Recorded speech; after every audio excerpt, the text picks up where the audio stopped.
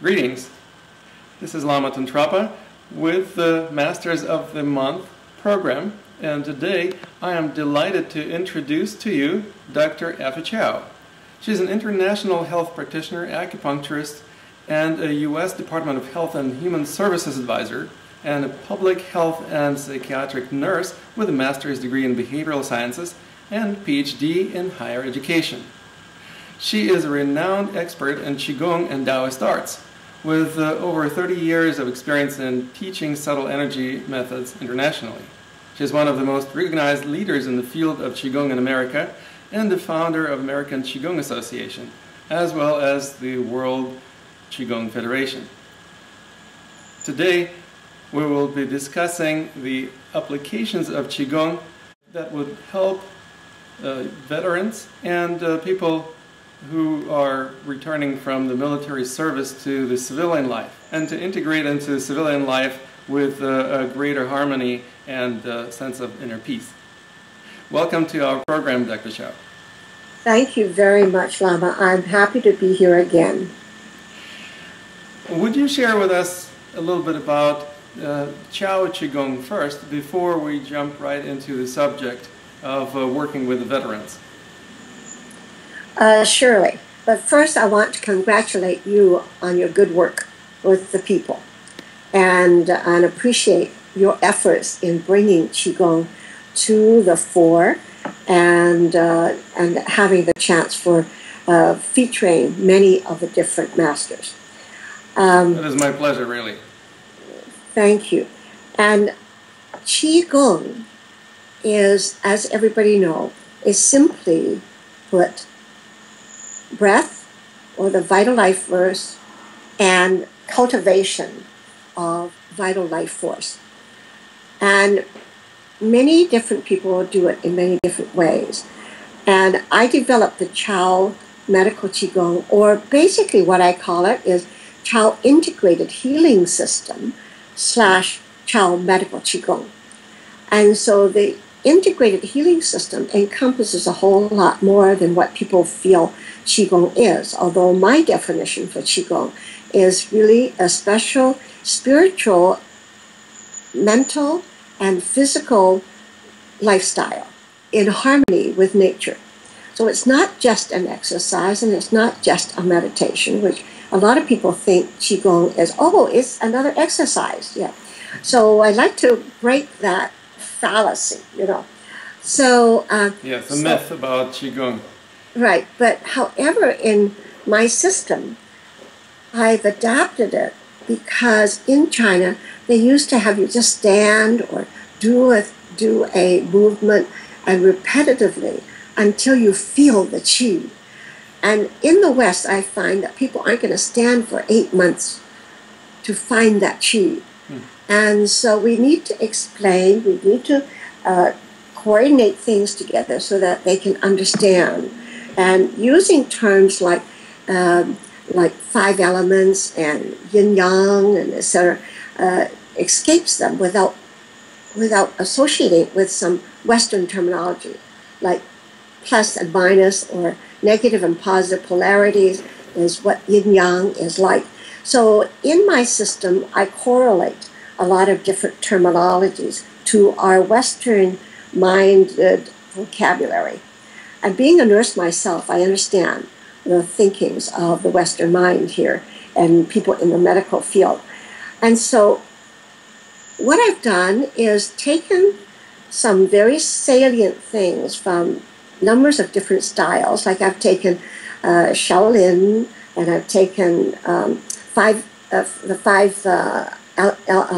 five animals, and the 6 sounds, and Tai Chi, and many other different forms as well.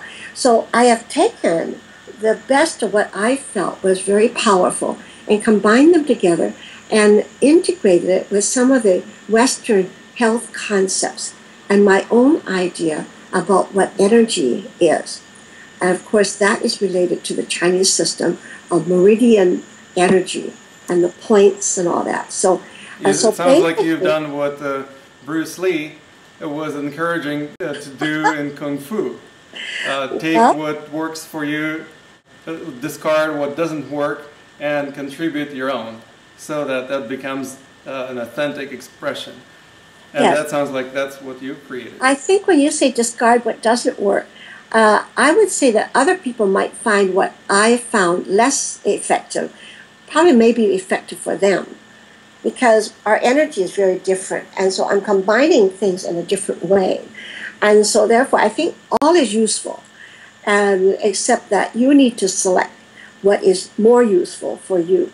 And so with my development of this, I detail in and explain to people why we do something and relate it to Western anatomy and physiology. And also, I've developed the system so that we get spectacular, spontaneous results. For example, something like pain, okay, that's the most common thing, right? Sure. And that's the least exciting, of what we deal with, but however, that's the most common. For example, pain, I'm known for instantaneous relief of pain, even if it's many years. For example, frozen shoulder, that's a very common thing, isn't that right? Or we call it bursitis. And people who have had bursitis or frozen shoulders, they can't lift their arm past up their shoulder, and it's excruciating pain for anywhere from 1 year to 50 years. Somebody who's 70 years old, for 50 years they've had frozen shoulder. And in 5 to 10 minutes, I have relieved it, and they brought it up. And so I said, okay, bring your arm up. They couldn't move it. And after I worked with them, and I said, okay, continue, bring it up. And then up there. And then I said, do you know where your arm is? And they would say, well, oh, I've never been able to do that. And they don't even realize it when they move and be able to do that. And we also back pains. I had a gentleman who was over 60, retired, and he had never been able to run for 28 years. We found out after I worked with him for 8 minutes on his meridian system. And he got up. I was demonstrating to a crowd of 300 people. He got up and he started running across the stage. And he says, what am I running for? How come I'm running? He said, I haven't run for so long. So I said, how long? He says, wow, since 1988. And we figured out it was about 28 years. Isn't that fantastic? And so I said, okay. Everybody was hooting and howling at that time. And so I said, okay, go run and go see all the people in the hall. So he ran around the room to hooting and hollering and clapping and laughter and everything. That's a kind of workshop I have all the time. And it really is very, very joyful. And that, most people don't like to talk about the miracles that happen. And we're saying that if you haven't been able to run for 28 years, and in 8 minutes you're able to run, would you call that a miracle? Most people would, yes. Yeah, many people won't. They'll say, well, we'll just wait to see how he is.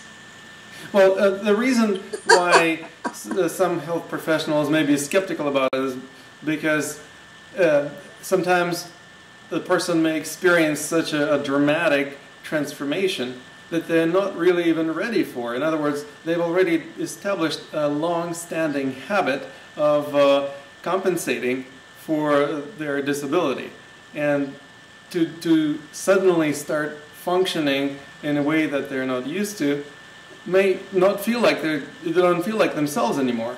And so there is a likelihood of a person backsliding or reverting back to the habitual way of being just because they're used to being that way. In other words, they wouldn't have to dismantle their sense of identity of who they think they are. Well, but that's what a good Qigong master would do, is to continue working with the person. It isn't, voila, now you can run.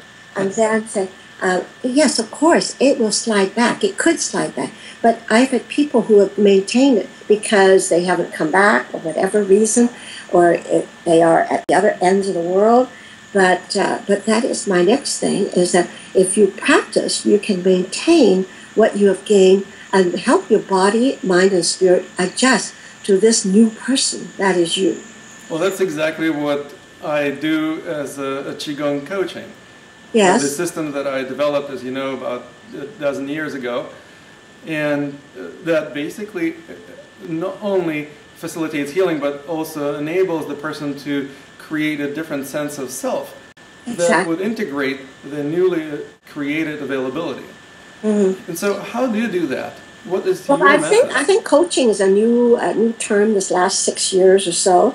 It's been around ever since Tony Robbins started doing coaching on the radio talk shows and eventually on television. So he's about 15 years or so, you know. But coach, that word coach has been here for ever since verbiage began, you know. But the thing is, in every phase of life, that there are certain terms that come out, and then everybody uses it to death. And so, yes, we have Chow Qigong coaching too as well. The students do a lot of coaching. And, you know, we've been in practice for over 40 years. And so you have to coach people, but I call it education or coaching. And so I don't treat people. And none of my students, I admonish them if they say, oh, let me treat you. And I said, no, you don't treat them. You are a catalyst for God's energy, or whatever you want to refer that, the higher divinity and the central power of the cosmos. And you are a very important catalyst, or you transfer the energy. And if you're good, then you help to make it even stronger when it transmits through you. And that's it. But you don't heal. It's the person who receives this, and they're taught how to heal themselves. Excellent. And so if you say, I heal, I tell my students and my patients, clients, I don't call them patients, I said, if you hear somebody say, I will heal you, I will treat you, then you run the other way. If you can run. Well, and, if we come back to go the other way. You know? If we come back to the subject of working with veterans, would you share with us a little bit how that came about first? Well, actually, I always have long histories to things, but I'll make it short. In 1974, I was working with Dr. Philip Lee, who was the president of UC San Francisco, the chancellor of UC San Francisco, and then he had set up a program called Health Policies Program, and then he became the secretary, undersecretary in the nation. So I had the privilege of working with him, and at that time, in 1974, around then, the country was considering a monolithic system of health care, which is like England, like Canada, and so forth, that it's a socialized medicine thing. And it was exploring six different systems. One of them was John Kennedy's system, and the other was the Veterans Administration. And I got to know them very well. I toured all the hospitals and looking at how they could become the system if USA were to become socialized medicine. And that was back in '74. And I discovered Champa, Champus, and all that, the help for the family developed at that time. And so I knew the intention was good, but the veterans were not really getting the goods, even at that time, not as much as they should be. And it's just been carried on. And so I've been keeping track of what the veterans' ordeal was. And my heart is really right in there, because particularly the last years of very intense war in the Middle East and etc. Since Vietnam, I guess, and that's 40 years ago, Lama, right? And so, and it just hurts my heart to see the veterans come back, and they cannot get together with the families because they've been away 10 years or so, 8 years, or even 5 years. That's a lot to be told. And they were young, they got married young, and the children, So it was a totally different language. So families fail when they come back. Then jobs fail. There's so many unemployed veterans. And the most pain for me is that they have so much pain, physical, emotional, and spiritual pain. And what they call is PTSD. But remember, not only veterans have PTSD. People ordinarily going through trauma of divorce or marriage or whatever, or the job loss and things like that, and our economic failure and so forth. People are having PTSD here in America, not just veterans. And so, except that it's just been pointed out with the veterans. So this is why I found that my system, the integrated healing system and Chow Medical Qigong, was so phenomenal in instantaneous pain relief and also turning their minds around to a focus that is more whole. And they're able to lose their sufferings from having seen their friends die on the field. And we have one. I have a videotape of it. The Missourian News made a videotape of this fellow, Jerry Kupik, who was from Vietnam. And he, for all these years, he's been treated for PTSD. And in one session that I had in January the 18th, sponsored by the Truman Veterans Administration Hospital in Columbia, Missouri. They've sponsored 2 of my programs now, some major programs. We had over 100 people at each of the programs and 200 and so forth.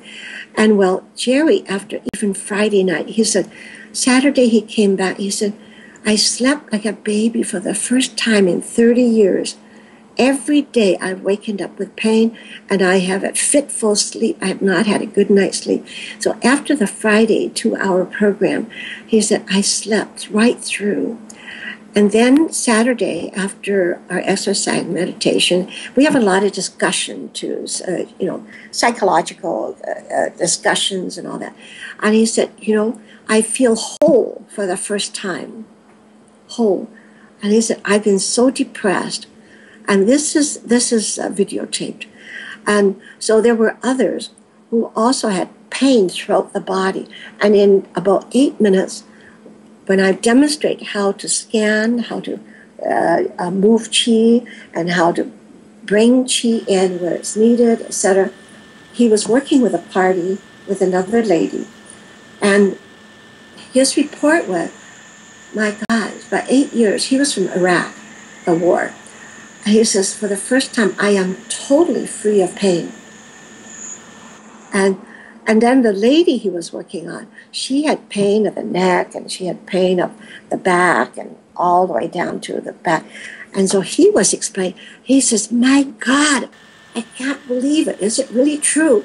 I scanned her, and I could feel this, something funny in the back of her neck. And so she confirmed that, yeah, I got really tight necks, always painful. And so he went and brushed it, and it relieved it. Then he said, I came down to the back of her and did the scanning. And he said, my hand kept going off to the left, the left there. And he said, I know I have a right hip pain, but when I went back to the back, and it came down, and it kept going off to her left, And everybody laughed. Well, we had over 100 people, there. And he said, I asked her, do you have something there that keeps dragging my hands over there? She said, yes, I have a left hip problem. And so, okay, what do you do? So he went and brushed it, and said, remember, this is the first time working with qi or even knowing anything about qi. So wow. He brushed it, and he said, oh my God, it's free, I'm free of pain. Then he scanned the back of her leg, and he said, that's not it only. He says, I went down the leg, and I felt it was really tight, and it was like I had a hard time just moving through it. And I asked her, what is it? She said, yeah, I've got really tight muscles in the back of my thighs and my calf. And so, okay, let's brush it, So he brushed it, and she says, oh, that feels relieved. So this is just one case. We have this with most everybody experience something like that in my workshops. Well, let me ask you, so how do you work with the root cause of the tension? You don't just brush off the energy and address the root cause by doing so. What is the way that you address the root cause of that tension in people's bodies? Well, the root cause, you know, we talk about where the pain is. It's a symptom of where it might come from, other parts of your body. Exactly. You know? And so that's often the way. So that in the beginning, what I do, I teach them, and they're able to do this. And it gets them excited to learn more. Right. You understand? So if they're sitting there and I'm just talking at them and I say, oh, I can do this and I can do that, this is the difference with my system. I can teach them right away and they can get results. But how do they get results? Is that I'm being the catalyst in this first time effort with them. So I become the conduit with them. So they are, what they call it, you know, when you use somebody else as a conduit, you know? Yes, I understand. So that is what happens in the workshop. However, then we get into training. You know, remember, I have training sessions, 100-hour, level 1, level 2, level 3, level 4, in which we go into all the meridians and the basis of Chinese medicine, because for me, Qigong is part of the very basics of traditional Chinese medicine. Exactly. And so we talk about the imbalances, etc. So, for example, the muscles are actually related to the spleen. The spleen energy affects the muscles. And the liver energy affects the tendons. And the kidney energy affects the bones. So let's take a look at this neuromuscular, you know, situation. Okay? So if it's just surface muscle, we talk about the spleen possibly. And so we assess the spleen. We can also sense. So I teach them to assess the spleen by, again, sensing the qi. So we develop their sensitivity to the qi very early, in the very beginning. Wonderful. Not like waiting, you know. And so, therefore, and for example, if you feel something in your ear, then they discover that they have hearing problem. And so what organ is the ear related to? The kidney, right? So the kidney imbalance, excessive or deficient. And that's the other thing with ringing the ears. And that's another thing which is with the veterans as well, ringing the ears and ear affected because of the, you know, bombs Banging.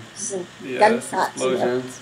the loud noises. And we have that with our population. The kids are losing their hearing because of punk rock and because of all the noisy music and they love noise, you know, etc.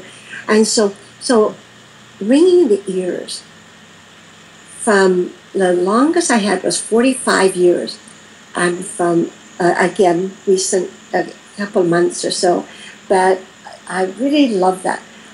10 minutes ringing the ear, gone. So you're going to say, well, how do they make it so that it stays? Well, they learn how to do Chao Qigong. They learn how to assess, do energy diagnosis. They're not supposed to diagnose, but energy diagnosis is okay, right? Other diagnostics is for MDs only. But right. Energy assessment, I call it, and sometimes they call it diagnose. So they learn all of this, how to diagnose energetically, and then how to associate parts of the body to the organs, because that's basically where it comes from. You know, like the liver affects the eyes, right? And so forth. And so that's all deep theory. So I teach deep theory as well. But what we do is hook them in by them being able to experience it immediately. And so we've had more problems. For example, we had a gentleman who had a really hot tongue. Okay, really hot tongue. So I said, okay, let's meditate on it. Let's use your mind. Let's project. How do you want your tongue to feel? I said, okay, make it like ice. And children are really great at this, using their mind for working with themselves. Okay, think about it as ice. And within a few seconds, that person said, oh my God, it is a chunk of ice in my mouth. I said, it's no more hot tongue. It's ice cold tongue, you know. So in a sense, it's a form of hypnosis also, or perhaps a self-hypnosis, when the person uses a certain imagination or a certain visualization or certain kinesthetic features. Yeah. And so the power is within the person. This is why I say we facilitate the person to heal themselves. And so I said, look, you overdid it, my dear. And I said, now warm it up a little bit. Because you don't want ice for your tongue, right? And so... Well, interesting that he knew how to make the ice tongue. Often people don't know how to, for example, release certain tension in their body that is debilitating to them, perhaps for many years. And so it's interesting that sometimes I actually invite them to do the opposite. Oh, you have this tension in your shoulder. Well, interesting. I wonder if you can just increase it a tiny little bit more. How can you make it so that you make the tension more pronounced and then just bring it back to where it was a minute ago? If you know how to bring it back to where it was a minute ago, you already know how to decrease it. And so and then you just play with it, increase, decrease, and that creates the sense of control or a certain sense of confidence. Oh, I know how to increase and decrease my own tension. Well, I think that's a workable method, but it's too slow for me. Well, it takes about 3 minutes. Because in all of my system, I teach people how to relax.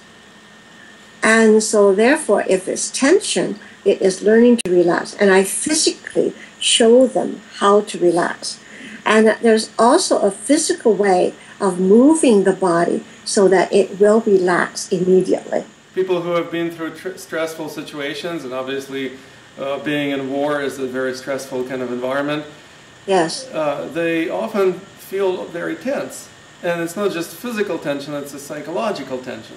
So the muscles don't just tense up on their own accord, they receive signals from the central nervous system to tense up.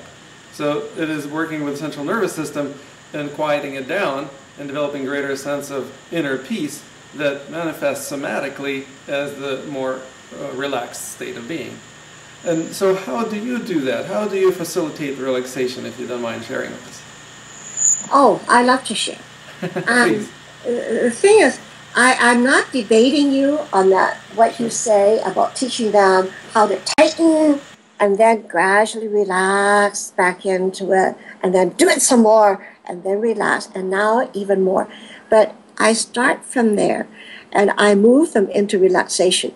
I teach them to brush, you know, and so with their own brushing, and I said, all right, now imagine that you're like a balloon, really tight balloon, and now it's like deflating. And see and feel, and use your hands to feel that your whole area is like a deflated balloon.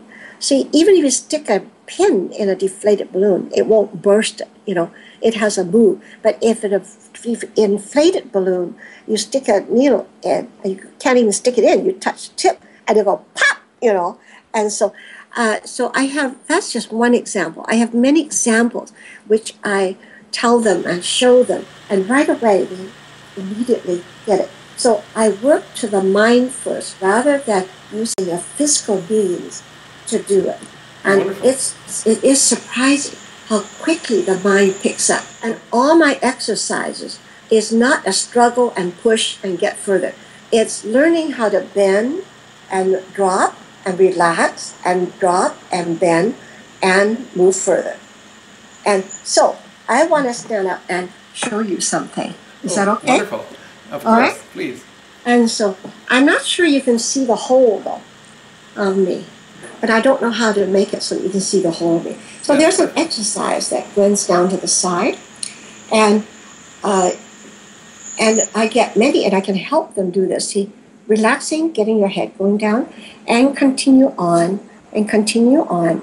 And I'm not sure, I can turn this, it goes lower, but I can continue going on, but I need to take time. And what I do is just relax, and relax, and relax, and I'm still going down, and I'm not sure how I can make this. All right, here, can you still see it? And see where my hands are? You know? I'm not sure how. And anyway, I'm going to continue going down. Continue going down. My knees are straight, and I am going down, and I have to move my hip over to the left and hang down, and my fingers are just 4 inches to the floor now. I'm still going sideways, and now I am touching the floor, and I'm not sure how I can show you this at all. No, I can't. But you see, and I'm bending right over to my side. My left shoulder is up to heaven, like this, and so I can help a lot of them who couldn't bend more than here move right down by teaching them how to relax. And so image-wise, they have to learn how to do that. Okay? Wonderful. So tell me how many other than ballerinas can bend sideways and like in between the pane of glass and get down to the floor. Okay? While you're talking, I'll bend sideways the other way so I feel balanced. Yes, good. Yes, I always tell my clients and patients and students to balance out the other way. Or when they practice, then they do the other side that they haven't done. So I just demonstrate to you one thing. And the other, that my exercises, I can help them learn to relax into. For example, when you bring your arm to the back, I can help them move their arm, which is going down like that, 45-degree angle, and very carefully, and teach them how to move. I can get their arm parallel to the floor in one session in like about 10 minutes time. It's not straining, but they moving, tell them how to move their shoulders backward, how to move the back down, and then how to elevate their hands, and I hold it for support. So I support them in their exercises. We do this. I don't just say, okay, let's do 12 times this, and that's it. What we do is do once or twice and hone in on the details, and then they practice on their own. I don't just take the time and say, okay, we got to repeat this 10 times. And so we go into the detail. And it's a lot more intelligent way to approach it rather than just going through the repetitions. But yes, and they don't get the results, that's the thing. And they can't pass it on to others. So I teach them how to teach others. And it's never pushing them. It's always totally supporting them and telling them, talking. And this is what a lot of people do. Don't talk to them. They just do it for them. And it doesn't connect, your action doesn't connect to the brain synapses up here. The synapses in your brain. And so I always say, don't talk to them don't just move them. Because they take them and move their arm, oh, it's there. Oh, it's there, and they don't say, put your left arm down to the side of your body. Particularly after people have been paralyzed, most people would just take their arm and just move it to wherever they want. They lose patience, and this is where I have patience, and I teach patients that we get people who are paralyzed walking, even quadriplegics, that they're able to stand and move. Well, I would say that that's the difference. The first session, Lama. That's the difference between a good healer and a great healer. It's the patience. Well, or one that the divine has given the access to the power. Well, and it's crucial that you're engaging the person in self-healing process. In other words, they are learning how to work with themselves rather than just passively receiving a treatment. Absolutely, yes. And so, and that's the total thing of my teaching, is I'm right there with them, and I don't just have them repeat things. I always specifically tell them exactly what to do, and even finding the point. That, finding the point on the meridian system. If you're off even just one little iota, it doesn't get the same results. Right. Mm-hmm. So would you share with us a little bit more about your work with veterans in terms of people who've spent 5 or 10 or more years in the military service, often are used to receiving and following orders. And so in a sense, the old school of Qigong, where the master just tells the student, do it like this and you're fine. If not, then you're a bad student. How do you help them overcome this type of mental conditioning? as I said, my system is an integrated system. So it isn't just exercise and meditation. I have a psychiatric background. I'm a psychiatric nurse as well. And also my master's in behavioral sciences and communication, etc. So I use all of that to facilitate my communication with the individual. And I have processes with my students. For example, I have these circles that we have, and everybody speaks. And some people will say, I hate talking in circles. I hate talking with people, And yet they would talk when they come around to them because I've built a parameter where it's safe for them to talk. And so everybody, and no matter what you say, it's okay. And so that's only one thing. So the circles I do, and I can go into more depth at some other time because this is just scratching the surface. For example, in one of the circles in the morning, I say, okay, what we do is say hello, and everybody says hello, whether it's 60 people in the circle or 2 in the circle or whatever. Everybody says, hello, Lama, and really say it like they love you and they really, cherish you, etc. And then the person says what's good. News and good, I call it. So it doesn't matter. If you say, I had soup this morning and it was good and hot. Or you can say, wow, I came to Qigong last night for the first time and I have no pain now. So from the whatever, simple to the big, but we won't allow, oh, it's good weather today. We would make them think and say, we want something specific about you that is good. And so that this is about what's good happening to you. But there's another circle that we talk about, you have to think about what's good about you. And they sometimes say, oh, well, I like to paint. I said, no, that's not acceptable. Are you good at painting? And it's not by criteria of anybody. It's like anybody can be good at painting. You see a lot of artwork that is selling for thousands of dollars. I wouldn't pay thousands of dollars for that. And I think it's lousy artwork. So therefore, if you like your artwork, you gotta say, I am good at painting. So I make them go through this process, and they love it. And if we don't have it, they say, where's our circle? So they get used to talking and focusing attention on themselves and focusing on looking at good things. Because I said, every day you got to look at yourself in the mirror and say something good about yourself. And it's not constantly say, oh, I got beautiful eyes. And next day is like, oh, I got beautiful eyes. Next day, oh, I got beautiful eyes. You got to look for something else because you are a million things.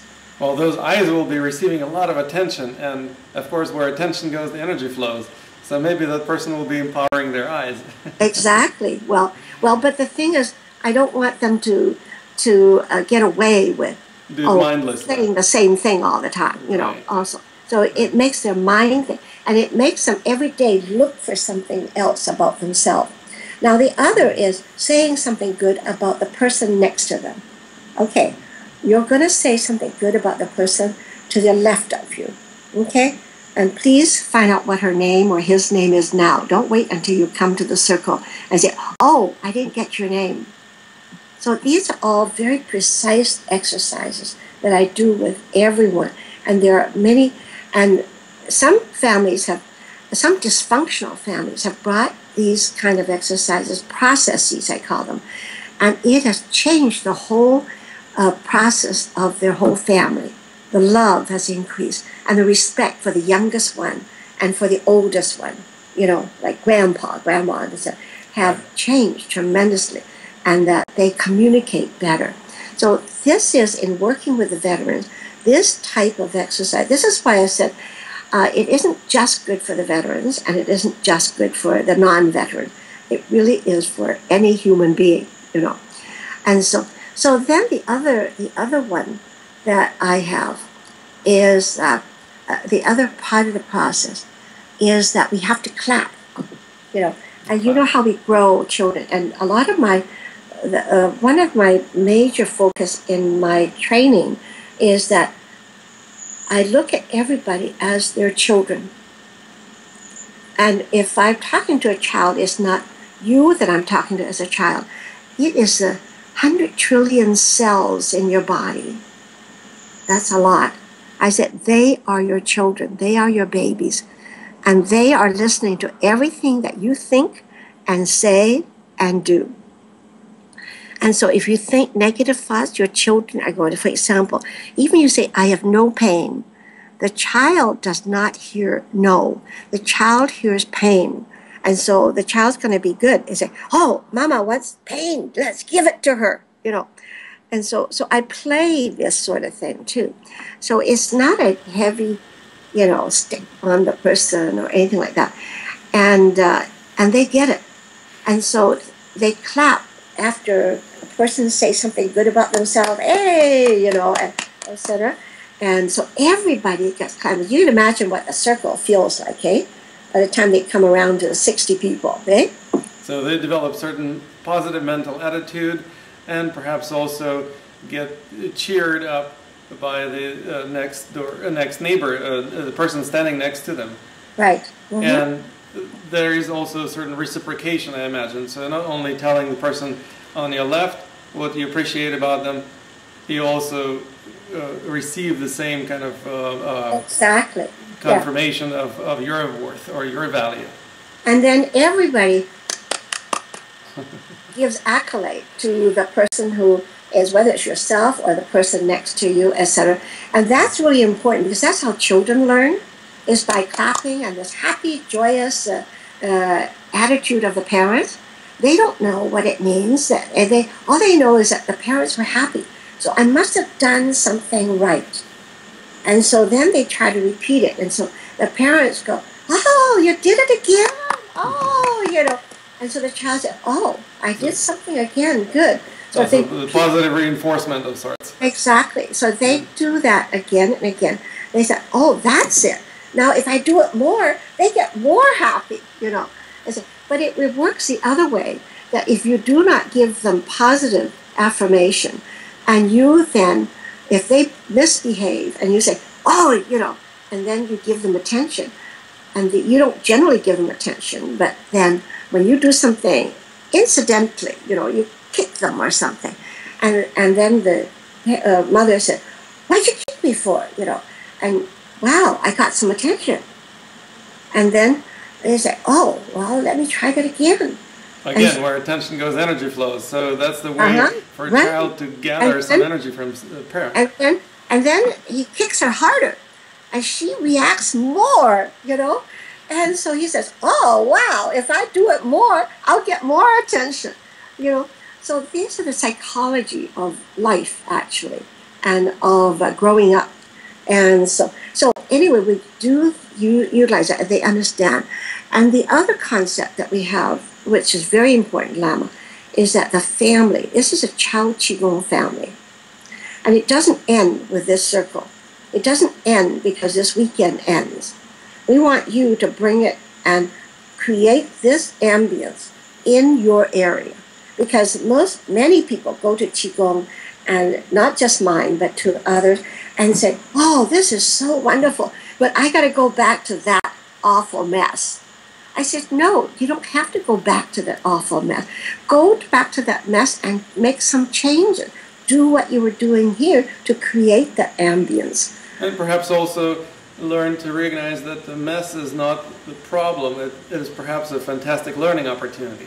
Exactly. So when we look at the mess and we just dread it or want to get rid of it, that's one thing. But if we look at it and say, oh, interesting, I've created this mess.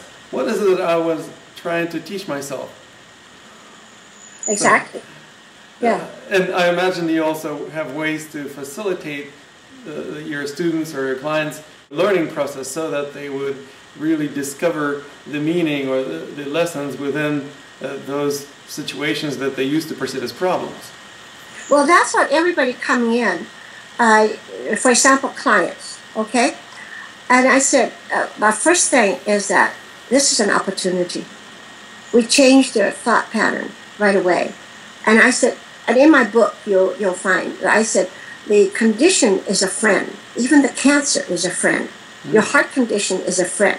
And the people who first read that or talk to me, how can I see that as a friend? You know, it's killing me. I said, that's right. If you keep seeing it that way, it will kill you. And I said, but just think, you know, if you look at it as a friend, and I said, just think, could you have something worse than what you have now? Oh yeah, I could have really bad depression. I could have really bad, you know, psychological problems. I could have a tic like this, you know, and et cetera. And then they suddenly realized, yeah. I said, well, what you have is not the worst, is it? So it's a friend that's coming to tell you that, hey, it's time for you to focus on me. Focus on me. Give me some good attention, not bad attention, like more smoking or drugs or drinking or you know, or or whacking yourself, you know, or berating yourself, all those negative ways in which you do. I said, you start, look at yourself in the mirror. Tell me a good thing about yourself. Oh, I can't think of anything. I just, no. So I get people to help. If the students are around, I say, okay, what's good about Lama? And then they start saying, and the person said, oh, really? I don't see that. And so then we make her look, and we repeat it again and say, yeah, Lama, you've got a beautiful smile, you know? And then, of course, they hold it down, you know. I says, no, let it go up like that, you know.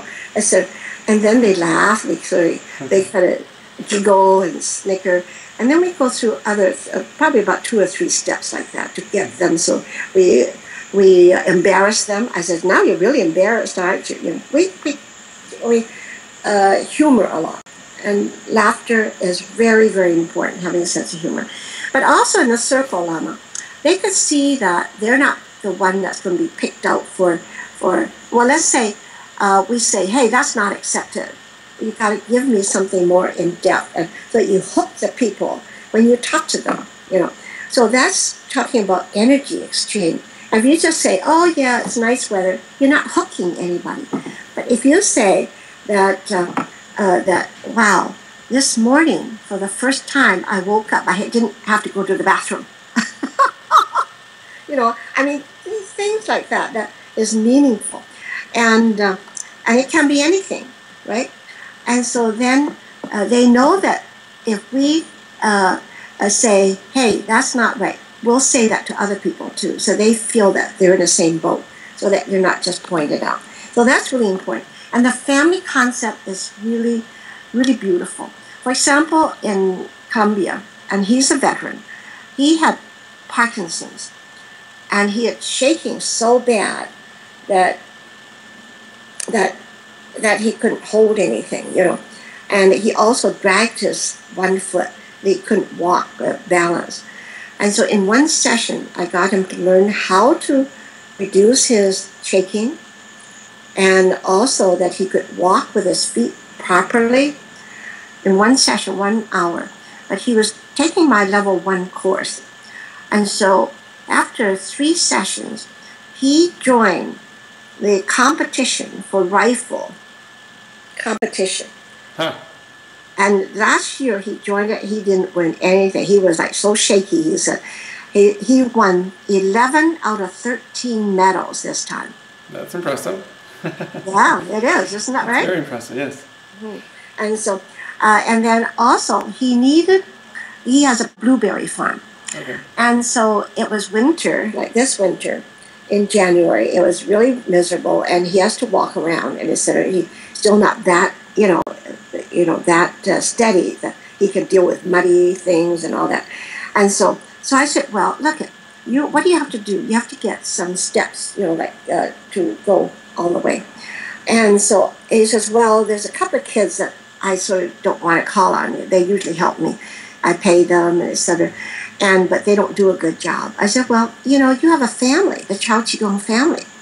I said, give Tim a call and see whether he can make some time to come and put up the board so that it won't be sliding around on your driveway or walkway. And so, oh, okay. He called Tim, and Tim came right the next day and helped him. So that's a family we created. It isn't just by name or by word, it's actually by action. So this is what I call, rather than just teaching a Qigong style, teaching a Qigong lifestyle. Exactly. And this is what my goal is, right from the very beginning, 40, 50 years ago, that I don't want Qigong to be seen as an exercise and a meditation. It is a lifestyle. It is an important way of life, way of communication, way of relating to people and to your community and to the world and to the universe. Because at another time, we'll talk about the life outside of this universe as we know it. But as science knows, there are other lives, etc., right? Yeah. Sounds intriguing. Yes, I definitely would love to speak to you about that in our future webinars. And would you share with us today what it is that you will be presenting in our next 3 webinars over the next 3 consecutive weeks? Well, I thought of course we can divert, from whatever we do, and I would love to people to write in and ask for what is potent to them. In session 2, we're talking about daily impact of Qigong, not necessarily only speaking about the dramatic things, but stress is a huge factor. And now it is known that stress is a basis of all conditions, all problems, big or small. And that's even NIH ratified, National Institutes of Health ratified. And I was with National Institutes of Health for over 37 years. And I remember when back in the 70s, that they said, stress? What's that? And Hans Selye is a father of the name stress.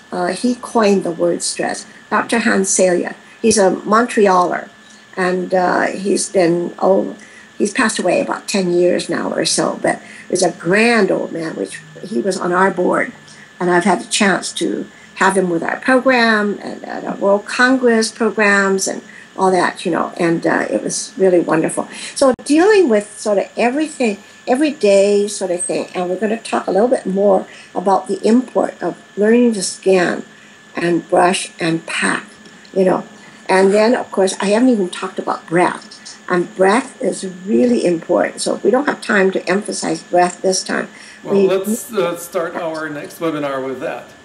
Next time, you mean? Exactly. Yes, absolutely. I just want to remind our listeners and viewers that we will have this series of 4 webinars, with this one being the first one. And 3 will be happening also over the course of the next 3 weeks, and you will need to register for them in order to get access for them. And during those webinars, third one, Lama, that third one, we're going to deal with like serious conditions and past traumas, and also death, because that's a whole field that people do not deal with, and they don't talk about it until they're faced with death, and then, oh my God, And that's a bit too late to talk about. Fear. Yes, exactly. And the fourth one that you were mentioning, we're going to be talking about power and the future. Fantastic. That's sort of power here on Earth and power elsewhere from Earth. Wow, this is a very exciting program. And I also would like to encourage you, Dr. Chow, to share a little bit about the upcoming event, the World Qigong Congress, that's coming up in just a little over a month. Well, gladly. This is the 15th World Congress on Qigong and TCM, the traditional Chinese medicine. And it's back into San Francisco. Last year it was in Toronto, and you were there. And this year it's back in San Francisco. And we have partnered with the Asian Heritage Street celebration for the Saturday is that, okay? AHSC we call it. And because we partnered with them last year, but our Congress wasn't here, we drew 100,000 people in the one day, in the Saturday. And these are people who have not heard about Qigong, and many of them are very interested in learning about Qigong. So we have a fresh, whole new 100,000 people to educate in one area. And so not that we're going to reach all of them all that time, but it'll be a beginning, and every year we're going to be doing this. So, so it's going to be the 17th to the 20th. We have pre-Congress programs, training programs, and post-Congress training programs. And the Congress starts, the grand opening, Friday, 7 p.m., and it goes until Sunday at 6 p.m. And so we have a gala on Saturday evening, which then the awards are given for people, the coveted awards for Qigong Master, Tai Chi Master, Traditional Chinese Medicine Master, Martial Arts Master, and PR of Excellence, and a Client of Excellence too as well. So, and people can send in names for that. They can nominate, and our website will show more detail. And it's www.eastwestqi.com. And just go to World Congress, 15th World Congress there. And we have people, we have about 6 people coming from China, real top experts. And we have Italian, Romania, and Japan. Master Dr. Xin Qiping, he will demonstrate anesthesia for the teeth because he's done this for surgery. And I said, we don't want to see just the film on the surgery done with dental anesthesia with Qigong. We want you to demonstrate it. And the last time, numbers of years ago, he demonstrated on 7 people at once. So 7 people had teeth problems, toothache, huh? At once. And at one time, and he froze them all, except for the 7th one. He froze them halfway. But, you know, that is phenomenal. We had a dentist check them all. Are they still frozen? And they could have undergone surgery, too, with the same similar continuum. And we also have a gentleman who can turn mud into sand, because he can raise his body heat so high that in under 1 minute, he can change mud into sand. And he can also walk on paper, elevated paper. Can he walk in water? I don't know. We haven't asked him that yet. And so there are other people who can heal also instantaneously. We have one from China who does distant healing from there to there. And of course, I myself do distant healing from here to Ireland, from here to Germany, back to Bangkok, and etc. Distant healing, remote healing. And we may talk about that in one of the other sessions. That will be definitely an interesting subject to discuss. But I hope everybody will plan to come and support it. The fees are very nominal. And also, like for example, for the whole program, it's only $198. Only $198. For the whole Friday, Saturday, Sunday. Under 200 And that includes the gala and also lunch on Sunday. Wow. I have really put my heart out, you know. This is tremendous, and this is the #1 Qigong event in the world, is it not? Well, it's been reputed, and people use their coveted awards to spring them into international renown from being a local, expert. And we have many people who are so wonderful, and the people that are coming is going to be very exciting for the people who will come and attend. And so we do have still spots for exhibitors, if they wish, and also if you suddenly hear us here now and say, hey, I should be speaking, well, please apply, look and make your application. We're happy to consider you. And if we can't this year, well, we have 2 platforms this year, simultaneously, one outside with a street celebration and one inside in the hotel. So we can take a few more people. Okay. And I'd love you to see us as part of your family, a growing family, and be part of our family. We really have fun, don't we, Lama? We definitely have lots Yes, of fun. and it's fun in serious learning. And I want to prescribe my usual prescription, right? Since 1969, I prescribe 8 hugs a day, at least. And you can have 100, and 3 belly aching laughs a day, at least. And if you have more, you can't count that as the next day. You have to start. You have 100, you have to start the next day with number 1. Oh, they don't carry over to the next day. No, you can't. And so here, I'm going to give you all a big hug. Come on, give me a big hug. You have to have your face left cheek to left cheek. Okay? Because then your heart is connecting. If you do it the other way, right cheek to the right cheek, your heart is skipping each other. So, okay, Lama, I give you a big hug. Oh, yes, I send you lots of love too. Thank you so all much. your viewers a nice big good health to everybody. Thank you. Speak to you next week.